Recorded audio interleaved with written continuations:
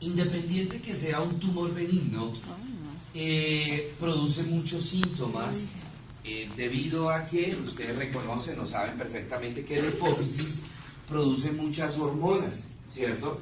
Entonces, aquí vamos a encontrar dos cosas. Uno, inicialmente los síntomas, esta es una enfermedad que a pesar de que produce muchos síntomas, como vamos a ver a continuación, es una enfermedad de crecimiento lento. Es una enfermedad de curso bastante lento. La persona puede llevar años con el adenoma y como es tan pequeñito inicialmente no produce clínica, pero en la medida que va comprometiendo las células de la hipófisis y se va viendo afectada la producción o la secreción hormonal, empieza a aparecer los síntomas. Entonces, los síntomas, vamos a tener dos tipos de síntomas en los pacientes con un adenoma hipoficial. Primero, los propios o los intrínsecos, que son debido al compromiso, a la destrucción o a la hiperfunción de las células que están dentro de la hipófisis. Segundo, que se dan a largo plazo por compresión local, o sea, cuando ya el adenoma ha crecido, entonces empieza a comprimir estructuras que están alrededor de la hipófisis. Ahí viene el segundo tipo de compromisos o de síntomas, que básicamente para algunos autores no le hablan de síntomas, sino que vendría siendo las complicaciones, ¿sí? Bueno, este es un tumor que puede aparecer en personas jóvenes, más o menos puede aparecer entre las personas entre los 20 y los 50 años de edad. En algunas ocasiones el tumor me genera destrucción de la hipófisis, pero sin haber alteración intrínseca, es decir, sin haber alteración a nivel de la secreción de las hormonas. Y digamos que esto se presenta cuando la causa del adenoma es producto de radiaciones, por decir un ejemplo. En la mayoría de los casos, entonces, el adenoma es sintomático o es clínico. Y las causas ya vamos a ver ahorita. Como les decía, se caracteriza por una hiperfunción de las células que se encuentran a nivel de la hipófisis. Entonces, la que principalmente se va a ver afectada es la prolactina. Esa es la que primero se afecta. Luego en menor proporción, entonces la hormona de crecimiento, la adrenocorticotropina, y de ahí en adelante ya el resto de las células de la hipófisis, entonces se va a ver afectada la hormona estimulante de tiroides, las gonadotropinas, la hormona antidiurética. Quizás las que menos se afectan, las que menos van a verse afectadas son las secreciones de las hormonas que se producen a nivel de la hipófisis posterior, que son dos: hormona antidiurética y, en el caso de las niñas, la oxitocina. Esas son las que menos se ven afectadas. Se van a ver más afectadas en términos generales la secreción de las hormonas que se encuentran a nivel de la hipófisis anterior o adenopófisis, que son estas, ¿cierto? Bueno, muy bien. Dentro de las características, como les decía, partamos del hecho que esta es una masa, es un tumor benigno de crecimiento lento, es de un curso muy lento. Cuando a una persona le diagnostican un adenoma hipoficiario, por lo general ya lleva muchos años de haber iniciado el proceso. Algunos libros hablan en la parte de estadística que inclusive lleva hasta 20, 15, 20 años de haber iniciado el proceso, sino como es del crecimiento tan lento. Los libros hablan de que inicia el proceso a los 20 años, pero la clínica no se manifiesta tan precozmente. 20, 25 años no se manifiesta la clínica. Cuando el adenoma comienza muy jóvenes, ¿cierto? 20 años, los síntomas tienden a aparecer por allá en la quinta década de la vida, a los 40 y tanto de años, o en la sexta década de la vida, 50 y tanto de años, ¿cierto? Muy bien. Bueno, estas son las hormonas, recordando, las que producen, las que se van a ver afectadas, ¿cierto? Principalmente prolactina, hormona de crecimiento, adrenocorticotropina, ya en menor proporción a la tirotropina y las gonadotropinas. Entonces acá tenemos un adenoma. Inicialmente el compromiso es acá, a nivel de la fosa hipofisial y a nivel de la silla turca, donde se encuentra la glándula hipófisis, y posteriormente el compromiso se hace hacia alrededor, que vuelvo a reiterar, algunos autores no lo hablan como clínica, sino como ya complicaciones de la enfermedad. Pero esas complicaciones a su vez me van a llevar a otras complicaciones mucho más severas, ¿cierto?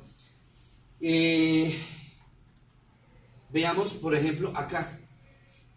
¿Cuál sería ahorita la vamos a ver bien de todas maneras, cuál sería la principal complicación o el principal signo clínico de compromiso local? ¿Qué es esto?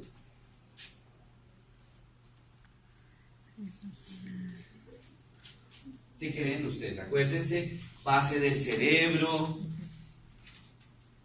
¿qué estructura? Hipófisis, señor. Acuérdense la ubicación, de pronto acuérdense en un corte sagital del cerebro, la ubicación de la glándula hipófisis, ¿sí? Justamente delantito de la glándula hipófisis. ¿Cómo, señor? ¿Cómo? El nervio óptico es la principal complicación, o digamos la primera complicación que se va a ver, ¿cierto? Bueno, pero vamos, sigamos. Ok, entonces los efectos locales, que son los de compresión local, no tienen nada que ver con el compromiso intrínseco de la glándula, ¿cierto? Entonces el primero que hablábamos ahorita, el primer signo clínico que se ve cuando hay compromiso local, o sea, ya la masa creció bastante y empieza a comprometer estructuras vecinas, lo primero que afecta es el nervio óptico, ¿sí? Y entonces el paciente va a empezar a manifestar trastornos a nivel de los ojos. Primero, los defectos de refracción. Las repercusiones varían muchísimas a nivel del nervio óptico. En términos generales les voy a decir que se presentan las hemianopsias, pero hay muchísimos tipos de hemianopsias. Hay hemianopsias en donde el paciente solamente el campo visual temporal no lo ve, solamente ve el campo visual nasal. En otros es lo contrario, el campo visual nasal no ve, pero el campo visual temporal sí ve. Hay otros que varía muchísimo, ¿cierto? Hay otros en donde, esperen, les muestro, pero en otra USB, más o menos, son muchos. En términos generales se van a llamar hemianopsias. ¿Dónde está? Miren, la glándula estaría acá, la hipófisis, ¿cierto? Esta sería la rejilla óptica, el quiasma óptico y el nervio óptico. Entonces, la compresión, el crecimiento desordenado de la glándula puede ser difuso, ¿sí? O sea, toda, ¿verdad? Y entonces la compresión sería directamente en el quiasma, ¿sí? Aquí. Miren el B. Entonces el paciente no tendría hemianopsia temporal, no ve lo del lado, pero lo del centro sí lo ve. Y bueno, esos son los diferentes. Puede ser que la masa comprima un pedacito de acá o de acá. Ustedes ven acá unas fibras y ustedes se preguntarán por qué. Es que resulta que en el nervio óptico hay una a nivel de esta sería la retina temporal y esta sería la retina nasal, ¿cierto? Entonces, y ese sería el campo visual. Si ustedes se dan cuenta, cojamos las fibras nerviosas de la retina temporal. No se decusan, van a llegar al mismo lado de la corteza cerebral occipital. Pero miremos en ese mismo ojo, ese mismo nervio óptico, la retina nasal. Decusó y llegó al lóbulo occipital del lado contralateral. Y lo mismo pues va a suceder en el ojo contrario, ¿cierto? Miremos la nasal. Decusó. Entonces eso hay que tenerlo en cuenta. Entonces dependiendo si el compromiso es aquí, entonces no se va a afectar la retina nasal temporal, pero sí la retina nasal. ¿De qué ojo? está el compromiso hacia el nervio óptico izquierdo. ¿Qué ojo se va a ver afectado? El derecho. Porque acuérdense que las retinas, las fibras nerviosas de la retina nasal se decusan en ambos ojos. Entonces, por ejemplo, en el A casi no se ve que la masa vaya a comprimir, se ve más que todo a este nivel. Entonces, cuando comprime todo el quiasma, en todo el centro del quiasma óptico, entonces el paciente tiene una hemianopsia bitemporal, o sea, no ve por los lados temporales, no ve hacia los lados, pero sí ve el centro, la parte del centro, ¿sí? Cuando el compromiso es hacia un ladito del quiasma, ¿cierto? Hacia un ladito del quiasma, pero del lado derecho, el paciente ve perfectamente por el ojo izquierdo y tiene una hemianopsia nasal del ojo derecho con una visión perfecta temporal del ojo derecho, y así sucesivamente. Entonces hay que mirar, y en la resonancia, en la tomografía, lo que nos ayuda a mirar es eso. No es solamente mirar, bueno, tiene un adenoma hipofisiario, sino que mirar qué tan afectado puede estar. ¿Esto qué pasó? Está en uso, ¿no? Ahí está. No, pero es que este no es este es el CD, y lo que acabo de quitar es el... ¿yo qué dice? Presión local, ya dijimos que van a ser, es esta, ¿no? A nivel de el nervio óptico. En la medida que el proceso continúa, entonces lo primero que el paciente va a presentar es defecto de refracción, visión borrosa, ¿cierto? Paciente que de pronto no tenía gafas y de un momento para otro, no nos importa qué tipo de hemianopsia tiene el paciente, empieza a presentar una disminución de la agudeza visual. Y a pesar de que se le haga corrección con gafas, el proceso va continuando. ¿No? ¿Cómo así? Pero si estas gafas no me están sirviendo. Y le echan siempre la culpa al optómetro, ¿cierto? Me hizo mal la fórmula y en fin, y empiezan a cambiar y cada vez es peor. Cada vez va aumentando, lentamente, pero en forma progresiva. Otra característica de estos pacientes es el ojo seco, ¿sí? ¿Por qué? Porque parte de esas fibras nerviosas van a ir hacia la glándula lagrimal, entonces también va a haber en esos pacientes una disminución en la producción del lagrimeo, de la lubricación de los ojos. Entonces son pacientes que uno los ve parpadeando constantemente, no es un tic, sino es que el tener el ojo tan reseco bastante tiempo le fastidia a la persona, ¿sí? No sé si en algún momento ustedes temporalmente u ocasionalmente han presentado ojo seco y entonces uno llega, ¿cierto? Y parpadea duro, como que en ese momento pasó algo, obstruyó de pronto un poquitico la vía lagrimal y con ese parpadeo duro, con ese espichar duro, como que se destapa y enseguida lubricamos. Sin necesidad de que tengan ojo seco, en cualquier momentico parpadeen duro e inmediatamente se van a dar cuenta que lubrican, ¿sí? Sienten el ojo mojado, más mojado que de costumbre, ¿cierto? Si el proceso continúa, la compresión a nivel del nervio óptico continúa, el paciente va a terminar en una ceguera que puede ser unilateral, una ceguera que puede ser bilateral o las imágenes que les mostraba yo ahorita, ¿cierto? Puede seguir comprometiéndose, puede seguir creciendo, ¿cierto? Y afectar los ventrículos cerebrales.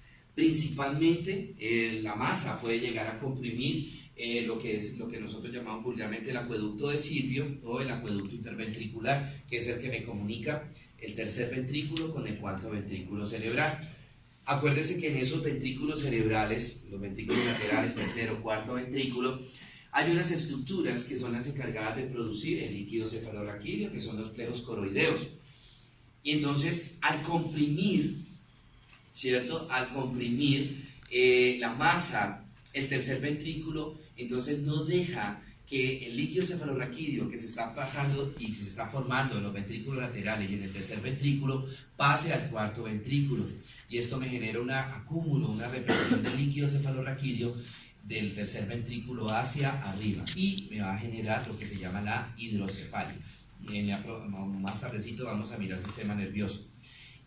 A los lados, acuérdense que igualmente la la hipófisis como órgano del sistema nervioso está cubierto por meninges. Entonces, al ir creciendo, se inflama la meninge y me puede producir un proceso de meningitis. Y además de eso, recordemos que debajo de la fosa hipofisiaria, debajo de la silla turca, ahí en el cuerpo del esfenoide, queda el seno esfenoidal. Y eso me puede generar meningitis y me puede generar obstrucción del seno esfenoidal que me puede llegar a una meningitis bacteriana. Y por último, la trombosis del seno cavernoso. El seno cavernoso queda a los lados. Acuérdense en el anato, los huesos, el cráneo, el condrocráneo, cortamos la parte de arriba del cráneo y vemos las alas menores del esfenoides, ¿cierto? Apófisis clinoides anteriores, la silla turca, apófisis clinoides posteriores, la apófisis basilar y a los lados las alas mayores. Ahí al ladito, en donde estaban, ¿se acuerdan de esos tres agujeros de las alas mayores, que era el circular mayor, el oval y el circular menor o espinoso? Ahí al puro ladito, entre esos tres agujeritos que venían de adentro hacia afuera así. Y aquí está la fosa hipofisiaria, venían así los tres agujeritos, ¿cierto? Ahí queda un seno, queda un espacio que se llama el seno cavernoso. Es el único espacio, es el único sitio del cerebro, ¿sí? Es el único sitio del cráneo que no va a tener meninge. Ahí no va a haber meninges.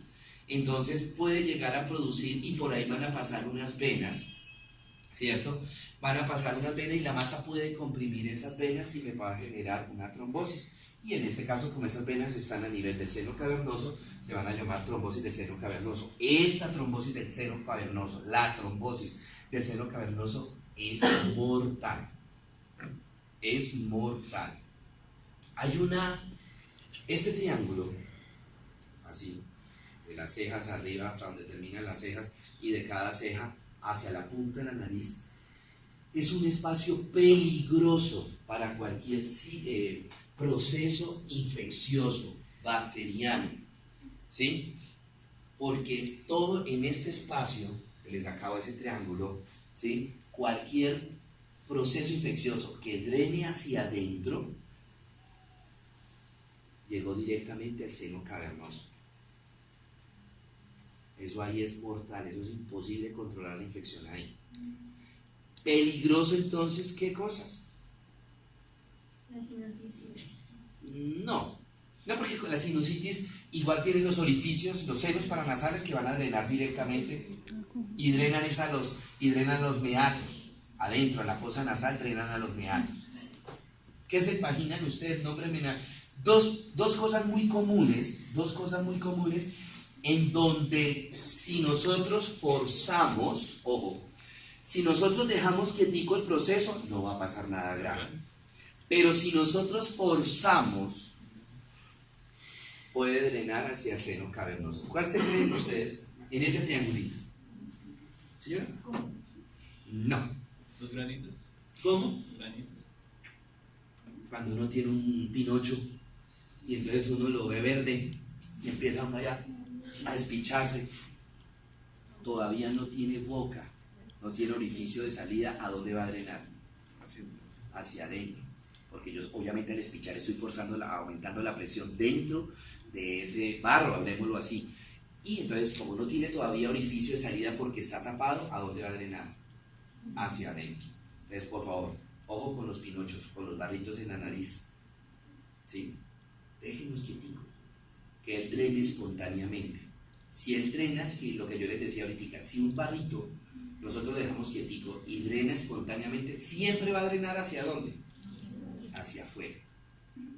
O si utilizamos cositas, cremas y cosas así, se va recogiendo la infección, se va combatiendo la infección. Si tomamos antibiótico, entonces se va recogiendo y no va a drenar hacia ningún lado, ni hacia afuera ni hacia adentro, sino que el antibiótico combate la infección. Segundo proceso muy frecuente que lo vemos, ya no acá. ¿Cuál es ese triángulo? ¿Cómo?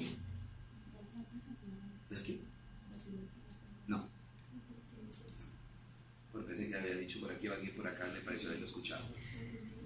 No. No, porque en conjuntivitis tú no espichas, por así decirlo. Sí. Profe, sacarse las cejas. ¿Qué hacen las mujeres? ¿Las cejas? No. Aquí también me habían preguntado. ¿Los piercings? ¿Los qué? ¿Piercings? No. Pues el piercing sí, pero no es tan frecuente, ¿no? No es tan frecuente, pero sí. una sobreinfección, pero digamos otra que es fácilmente que le da a uno ganas como de despicharse. ¿Los qué? Sí. Los orzuelos. Los orzuelos. ¿Sí? Si un orzuelo drena espontáneamente, va a drenar ¿hacia dónde? Hacia afuera. Si le ponemos antibiótico tópico, tomadito, se recoge, se combate la infección, no va a drenar hacia ningún lado. Pero algunas personas empiezan a despicharse el orzuelo, o chalazón, se llama así, chalazón. ¿Hacia dónde va a drenar? Hacia adentro. Y esa infección, ese material purulento, drena directamente el seno cavernoso. Y una infección en el seno cavernoso es una meningitis mortal. Inicialmente se genera una meningitis mortal, porque llega directamente ahí en esa parte del seno cavernoso. Por decir un ejemplo, aquí hay meninges y aquí hay lóbulo cerebral. Aquí hay meninges y aquí hay lóbulo cerebral. Seno cavernoso, ¿hay meninge acá? Y aquí adelantico encontramos cerebro, barré. Aquí adelantico hay cerebro, o sea que el pus llega directamente al tejido cerebral. Directamente al tejido cerebral. Y eso es un absceso cerebral, pero no es muy frecuente, ¿no? Pero de todas maneras se han visto uno que otro caso así. ¿Sí? Bueno, veremos que otra vez. Este sería, digamos, como el efecto local o la complicación más grave o la más tardía o la menos probable, la trombosis del seno cavernoso, ¿cierto? Esa es la menos probable. Veamos ahora intrínsecamente los compromisos intrínsecos, o sea, ya propios dentro de la glándula. Se afectan las hormonas. ¿Cuál fue la hormona que dijimos que se afecta primero? Prolactina. Entonces, los pacientes, porque esto afecta indiscriminadamente hombres o mujeres, van a sufrir de hiperprolactinemia. En el hombre, esa hiperprolactinemia que genera ginecomastia, crecimiento de la glándula mamaria. Acuérdense que la prolactina es la encargada de favorecer el crecimiento y desarrollo de la glándula mamaria, ¿cierto? Entonces en los hombres va a generar crecimiento de la glándula mamaria. Obviamente esa glándula mamaria va a ser afuncional, por lo que genera no es tanto el desarrollo del tejido glandular de la glándula mamaria, sino el tejido adiposo. Entonces es pura grasa lo que tenemos ahí, el hombre llega a tener. Disminución de la libido. ¿Sí? Perdón un momentico.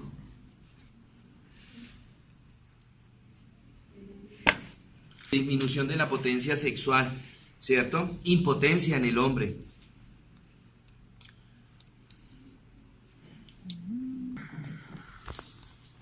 Y eventualmente galactorrea en el hombre. Imagínense un hombre saliéndole leche por la glándula mamaria. En la mujer, que va a ocasionar amenorrea, o sea, retraso del ciclo menstrual, infertilidad, no va a haber ovulación, y galactorrea. Siempre y cuando, creo que no sé si se los dije en la clase pasada que hablábamos de mama, salvo que la mujer esté lactando, que la única secreción que saldría por ese pezón sería leche, ninguna otra secreción que salga por la mama, hombre o mujer, es normal. Ninguna. ¿Sí? Que es que estoy, a veces en la consulta le llegan las niñas que estoy botando como una agüita. Eso no es normal. Ahora imagínense si esa agüita viene con pinticas de sangre. ¿Cierto? Bueno, muy bien. En la segunda hormona que se afecta, hormona de crecimiento, ¿cierto? Hormona de crecimiento. Como dijimos que esta lesión tiende a aparecer en personas mayores, 20 años en adelante, ya en estas personas se cerraron los cartílagos epifisiarios, ¿cierto? El aumento en la producción de la hormona de crecimiento va a ser localizado, va a ser focalizado, no va a ser ponderal, no va a ser en todos los huesos. ¿Por qué? Porque ya todos los cartílagos epifisiarios se cerraron, ¿cierto? Entonces solamente van a quedar algunos focos abiertos, que son principalmente a nivel de los huesos del viscerocráneo, a nivel de los huesos de la cara, a nivel de los huesos de manos y pies. Y entonces estos pacientes van a tener un crecimiento anómalo, van a tener un crecimiento no homogéneo, como ocurre en el caso del gigantismo. que son esas personas altotas, 2 metros a no sé cuánto, pero son personas que uno los ve con un crecimiento ponderal, o sea, todos sus huesos son homogéneos, ¿sí? Tienen los brazos largos, pues sus manos largas, sus piernas igualmente. En estos pacientes no, en esos pacientes como el exceso de hormona de crecimiento se va a concentrar solamente en ciertas partes, huesos de la cara, y especialmente en los huesos de la cara, ni siquiera en todos, sino solamente o principalmente a nivel del maxilar inferior, manos y pies. Entonces, esos pacientes se les ve la cara como gigante, pero a expensas principalmente del maxilar inferior. Son pacientes de brazos cortos, manos largas, y no hablemos de brazos cortos, sino brazos normales y piernas normales para su edad, ¿cierto? Sino que las manos van a ser muy grandes por el exceso de hormona de crecimiento, igual sucede en los pies. Eso es lo que se llama gigantismo. ¿Se acuerdan de Mandíbula, el de Sábado Felices? Él es un paciente con macromegalia, ¿cierto? Si ustedes se dan cuenta, miren el paciente de aquí para arriba, es más o menos normal. Mírenlo de aquí para abajo, miren ese maxilar inferior. ¿Sí? Bastante prominente. Estos pacientes, obviamente, su ATM es bastante disfuncional, son pacientes que tienen bruxismo, son pacientes que tienen trastornos en la masticación, porque además de que el maxilar inferior les va a crecer, tienen la tendencia de irse hacia adelante, es decir, de hacer un prognatismo, ¿sí? Entonces ellos tienen trastornos en la mordida. Ahora, en cuanto a la hormona adenocorticotropina, que es la otra que se afecta después de la prolactina y la hormona de crecimiento, entonces va a haber una hiperfunción a nivel de la glándula suprarrenal, principalmente a nivel de la corteza de la glándula suprarrenal, que es el sitio donde se están produciendo los glucocorticoides, los mineralocorticoides y los andrógenos sexuales. Entonces en estos pacientes va a haber una hipersecreción de esos corticoides endógenos. Y eso va, ahorita vamos a ver el síndrome de Cushing. Esto me va a generar unas características en el paciente, características que en términos generales reciben el nombre de síndrome de Cushing. El tratamiento es quirúrgico. ¿Alguno de ustedes sabe o se imagina cuál es la vía de abordaje para hacer la hipofisectomía? O sea, quitar la glándula hipófisis. ¿Alguno de ustedes sabe? Por la nariz. ¿O se imagina? ¿Por dónde? Por la nariz. Por la nariz. Por la nariz. Acuérdese, seno cavernoso, no hay meninges, no hay nada que dar, expuesta al 100% el cerebro y la hipófisis. Entonces, por la nariz, hacia arriba, se introduce, y eso es una microcirugía impresionante. Anteriormente había que hacer craniotomía, anteriormente se hacía craniotomía, por eso, pero hace muchos años, obviamente, a un paciente que había que hacerle una hipofisectomía por un adenoma, pues no, mejor déjenlo con el adenoma y manejémosle con fármacos. ¿Sí? Para bajarle las hormonas, para bajarle la hormona de crecimiento, para bajarle la prolactina, en fin. El problema era cuando empezaba a hacer compresión local, que ahí sí no servía con fármacos, ¿cierto? La neuritis óptica, inclusive la ceguera. Pero ¿por qué tocaba dejarlo así? Porque esos pacientes al hacerle la hipofisectomía, ¿sí? Era más seguro que se muriera, porque imagine la vía de abordaje. ¿Dónde queda la hipófisis? Debajo del cerebro.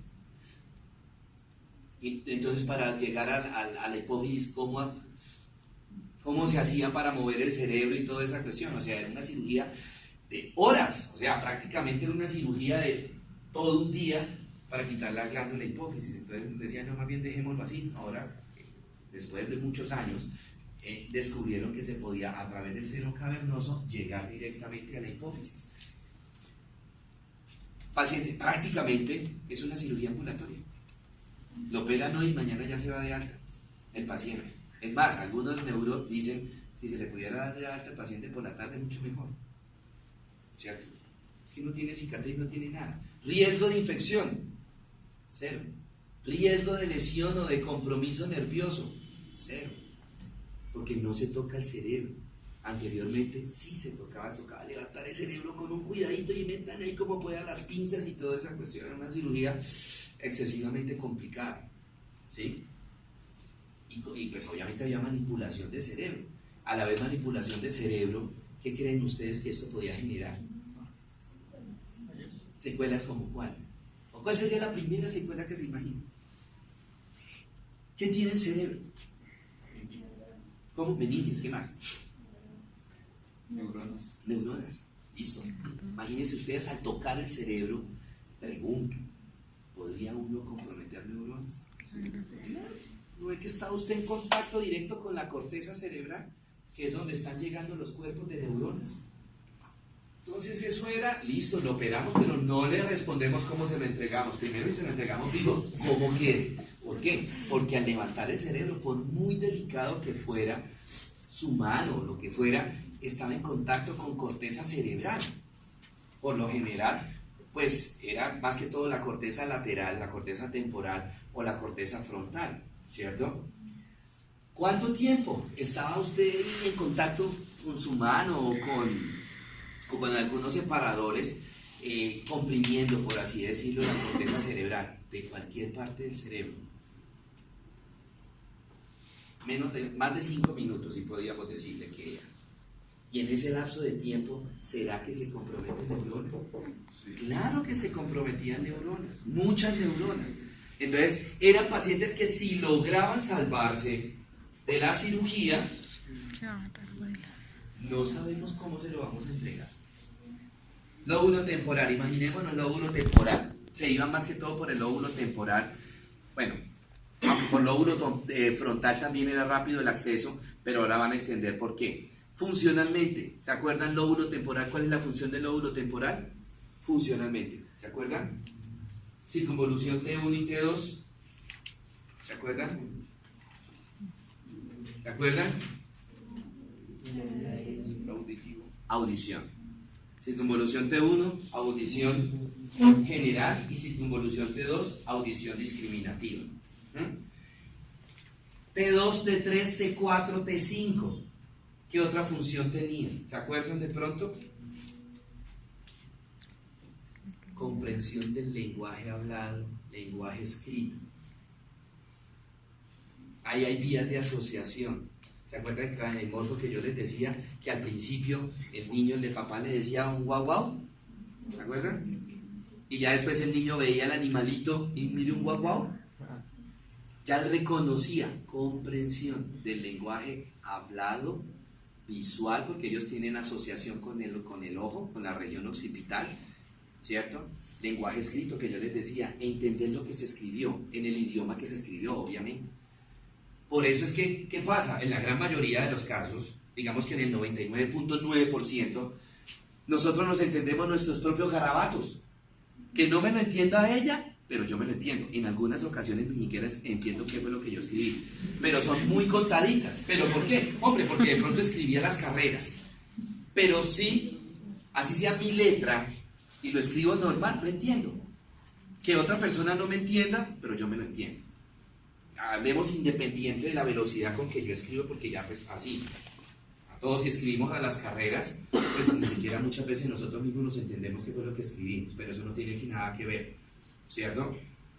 Que después les decía yo a ustedes que el niño ya cambiaba esos sonidos guturales, guau guau, miau, pío pío, en la medida que iba madurando el cerebro, ya entonces le ponía nombre, y ya el niño no le decía guau guau, sino mal, pero lo decía un pedo. Ya después que iba madurando más su lenguaje, un perro, un gato, ¿cierto? Que entender las órdenes que yo les decía, que si nos dicen levántense, pues todos sabemos y entendemos que es ponerse de pies. Y no que si yo digo levántense, hay alguien que se sienta. Asociación del lenguaje hablado, escrito, comprensión de órdenes, ¿cierto? Las asociaciones que hay con todas las partes del cerebro. Y a nivel frontal, para que entendamos por qué se prefería ir por allá y no por acá. ¿Se acuerdan? A nivel frontal estaba el área motora primaria. Nada más y nada menos que el área motora primaria. Ahí se iniciaban todas las vías eferentes, ¿se acuerdan? Todas las vías eferentes, todos los movimientos. Ahora entienden por qué mejor la hice por acá y no por acá. Y estamos hablando de la primera área nada más. El área motora primaria. Estaba el área prefrontal, que eran los movimientos elaborados, los movimientos finos, los movimientos de destreza. Y estaba el área frontal. ¿Se acuerdan del área frontal? Función. ¿Memoria a corto plazo? ¿Cómo? ¿Memoria a corto plazo? Memoria a corto plazo. Ay, que yo le dañe esa área frontal. Es mejor que quede por ahí medio dado, ¿cierto? Era preferible a que quedara como sucedió, no sé si ustedes vieron esta película como si fuera la primera vez, Sí. la de Drew Barrymore, y pues, tal cual, a ella se le afectó el lóbulo frontal, ¿sí? Se acordaba lo que sucedía hoy, dormía y ya mañana se le olvidó, y quedó en el día hasta donde perdió la memoria ella. En estos casos quedaba en el día que se operaron, hasta ahí se acordaban. Todo lo que sucedía de ahí de la cirugía para acá, estos pacientes que ahí hablan del nombre, que se me olvidó el nombre del síndrome. Bueno, hay unos pacientes que hay un muchacho de la película que cada rato era mucho gusto, mi nombre no sé qué, ¿no? Mucho gusto, mi nombre no sé quién, ¿cierto? Él no fue por accidente, ¿sí? Ahí lo explican en la película. Él no fue por accidente, entonces, mire la lesión. Ahora entiende por qué era preferible irse por el lóbulo temporal y no por el lóbulo frontal. Se perdían, por así decirlo, menos funciones. Imagínense por el lóbulo frontal, nada más con la parte motora. Nada más con esa parte le dice uno, no se vaya por el lóbulo frontal. ¿Cierto? Bueno, digamos. Entonces por acá no se lesiona nada, no se toca el cerebro. No se toca para nada el cerebro. Para nada. Lo único, entran, ¿sí? Cogen el tallo de la hipófisis, es lo más sencillo que puede haber la cirugía. Cogen el tallo de la hipófisis y lo van ligando. ¿Cierto? Cortan, sacan la hipófisis y listo. ¿Cuánto duró la cirugía? 2 horas. ¿Cuántos puntos se ganó el paciente en el cráneo? Ninguno. ¿Listo? ¿Cómo se lo extrae? Con la ¿cómo así? O sea, no hay que extraer solo. Sí, sí. Pero, ¿de qué forma? Lo primero es el tallo de la hipófisis, donde se actúa primero. Entonces se empieza a ligar todo el tallo de la hipófisis, se empieza a ligar. Y se van apretando pedacitos por pedacitos, como si estuviera uno cogiendo un punto para suturar la piel, pero simplemente es a nivel hipófisis. Coge punto, aprieta. Y en la medida que va apretando, va cortando la circulación. Y lo hace uno todo alrededor del tallo. Al hacer todo eso alrededor del tallo, ya corte toda la circulación para la hipófisis. Y después de eso, ligué, aquí están los puntos, aquí está la parte del hipotálamo, acá estaba la hipófisis, ligué, y entonces corto. Ya hay una pincita, con la pinza cojo la hipófisis y la voy sacando por la nariz. No más. Si la masa ya es grandecita, entonces se va cauterizando y se va quemando para que no vaya sangrando, y voy cortando para sacarla, extraerla por pedacitos si ya es una masa grandecita que está comprometiendo estructuras vecinas. Si la masa todavía no está comprometiendo estructuras vecinas, sale por ahí y sale por acá. ¿Sí? Solita. Ahora veamos otros trastornos en donde hay hiposecreción de las hormonas tiroideas. De las hormonas tiroideas, no, de las hormonas hipoficiales. ¿Cuáles pueden ser las causas? La necrosis química posparto. No es muy frecuente que haya hiposecreción de la hipófisis, pero si hubiera, esta es una de las principales causas en la mujer. ¿Sí? Cuando pujan mal. Cuando empujo, lo hacen es acá. ¿Sí? Cuando empujo, uno ve que se les brota el cuello, pone toda roja la cara, cuello, y abajo no están pujando. O sea, por eso es que las enfermeras, o cuando uno está atendiendo un parto, le dice puje bien, pero uno, pues para que pueda salir el chinito, ¿sí? Y segundo, digamos que eso aquí ya sería digamos como la razón para evitar la isquemia, para evitar la hipoxia a nivel de la hipófisis y evitar el daño de esas células, ¿cierto? Bueno, traumas en la cabeza, un adenoma no funcional, un craniofaringioma, que es un tumor a nivel del sistema nervioso, tuberculosis, que es poco probable, la sífilis, especialmente la sífilis congénita. Entonces, en este caso, ¿quién sería el afectado con la hiposecreción? Si es sífilis congénita, el bebé. Ya vimos la sífilis, ¿se acuerdan de los trastornos neurológicos, el tabes dorsal, la marcha, los trastornos de la marcha, las calcificaciones cerebrales, ¿sí? Y la hemocromatosis? Una de las principales hormonas que se afecta en estos pacientes es la hormona de crecimiento. Entonces, encontramos los niños con enanismo. El enanismo, cuando un niño viene con enanismo, Obviamente, pues ya sabemos cuál es la causa, una disminución en la producción de la hormona de crecimiento, pero hay que buscar la causa de esa disminución de la hormona de crecimiento, ¿sí? Mirar si la causa es reversible, o sea, que no haya trastorno a nivel de la glándula hipófisis, sino directamente en la producción de esas células de la hormona de crecimiento, y entonces fácilmente se da tratamiento con hormonas de crecimiento, ¿cierto? Pero si ya la causa se encuentra en la hipófisis, ya es un poco menos, a nivel del parénquima, a nivel del tejido de la hipófisis, ya esta causa sí es poco probable que se pueda manejar farmacológicamente, ¿sí? Ahí sí, son esos niños que ustedes ven, los enanitos, no se les pudo hacer nada. Cuando se puede hacer, porque no es funcionabilidad de la hipófisis, sino directamente de la hormona, entonces se les puede dar hormona de crecimiento y estos niños pues pueden, en la gran mayoría de los casos, llegan a una estatura normal, a una estatura promedio. Obviamente no van a llegar a las 1,80 con estatura, pero sí digamos que llegan 1,60, 1,70, que es una estatura más o menos aceptable, ¿cierto? Muy bien. La otra son las hormonas gonadotrópicas que se pueden ver afectadas, ¿sí? Fíjense que las hormonas gonadotrópicas en la hiperfunción eran poco probables, no eran tan, junto con la hormona estimulante del tiroides, la tirotropina, no se veían tan afectadas, aquí sí. Entonces son niños que van a tener una disminución en la producción de folículo estimulante, de luteinizante, y son niños que van a nacer con unas patologías, en términos generales, se llaman hipogonadismos hipogonadotrópicos, ¿sí? Hipo, baja, gonadismo, las gónadas van a ser pequeñas, son niños que tienen infantilismo sexual, que cuando llegan a la adolescencia pues van a tener su infantilismo sexual, ¿sí? Hay unos síndromes, que el síndrome de Turner, que el síndrome de Kallmann, que el síndrome de la superhembra, ¿sí? Aquí ya el trastorno es genético, entonces vienen trastornos a nivel de los cromosomas, por ejemplo la supermujer, ¿sí? La superhembra, la supermujer, que es una trisomía XXX, ¿cierto?